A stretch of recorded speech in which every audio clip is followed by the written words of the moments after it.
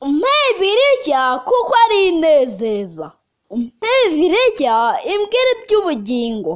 Tugeze mu mwanya mwiza wo kwiga Bibiliya muri gahunda yo gusoma igice kimwe ku munsi.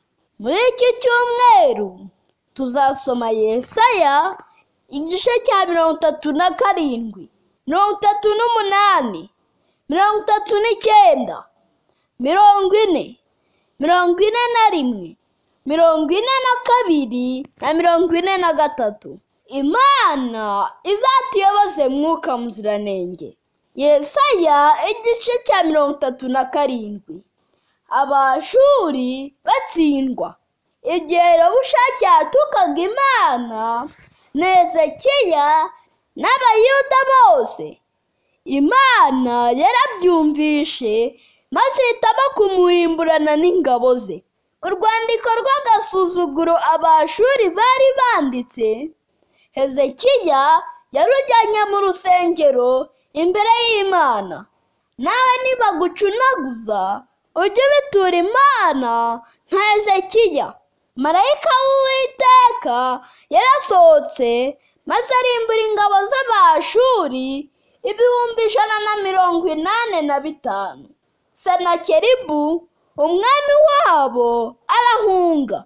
Igihe yari mu ngoro y'ikigirwamana cye akiramya, maze abahungu be nabo bamusangamo bamwicisha inkota, maze amateka ye arangiriraho.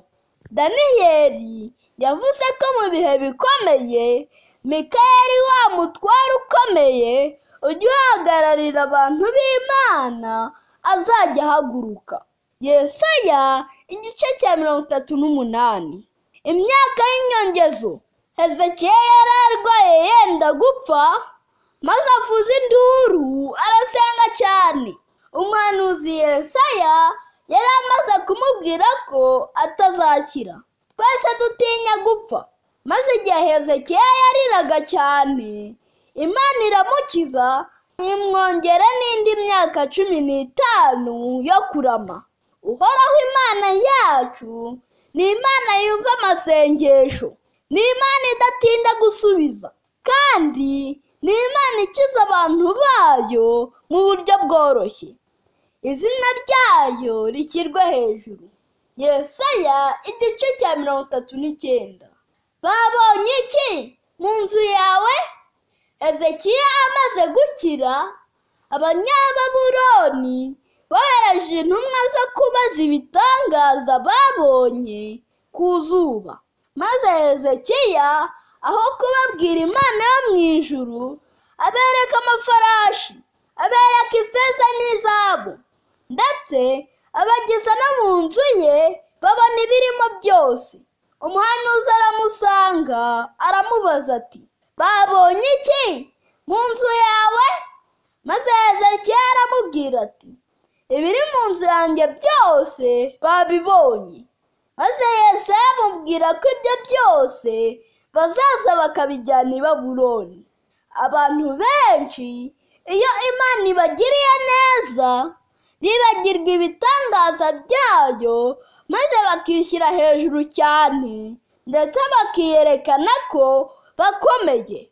Imana ibiturinde. Yesaya igice cya 40. Ijwi ry'urangurura mu butayu. Imana iravuga iti, muhumurize abantu banjye, muvuge ibyururutse imitima, mutangaze ko intambara zirangiye kandi ko ibyaha byose bibabariwe. Imana yishimira gushyira intumwa zayo mu isi ngo zihumurize abantu bayo. Imana irakomeye cyane.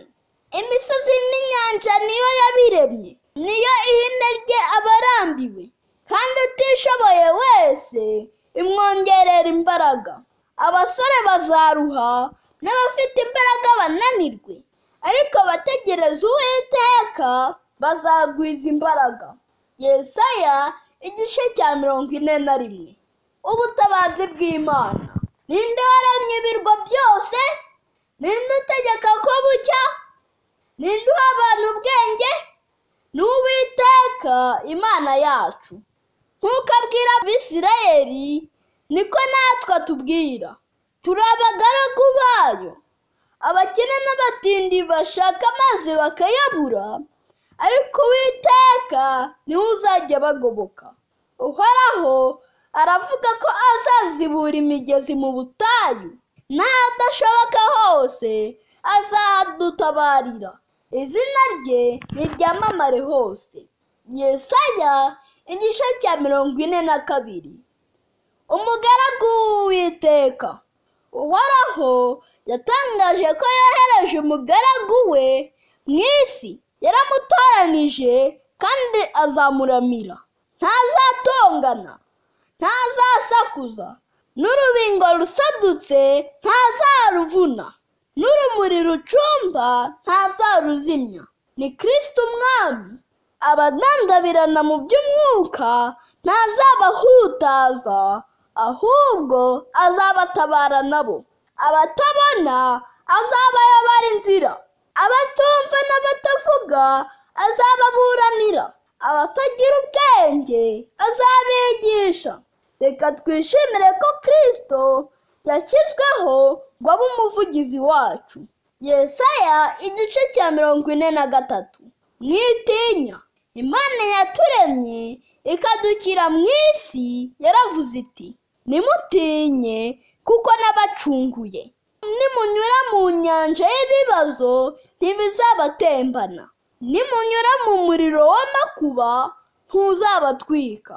Umurongo wa 8 aravuga ati, sohora impumyi zifite amaso n'ibipfamatwi bifite amatwi. Birababaje ko abantu benshi bibonera ibitangaza n'impuhwe z'Imana, ariko bakiyobagiza. Abandi biyumvira ibitangaza byayo, nyamara bakabyirengagiza. Imana iduhe kuba abahamya b'ibitangaza n'impuhwe z'Imana buri munsi. Muri iki cyumweru cyose, Imana izakuyoboze Mwuka Muziranenge. Umpe Bibiliya imbwira iby'ubugingo, umpe n'amagambo Yesu yavuze. Tugeze mu mwanya w'ibibazo. Icya mbere, ninde Imana yongereye imyaka 15 yo kurama? Icya kabiri, ni irihe sezerano Imana iha abategereza Uwiteka kandi riboneka he? Icya gatatu, umugaragu w'Uwiteka uvugwa muri ibi bice ninde? Imana ibahe umugisha.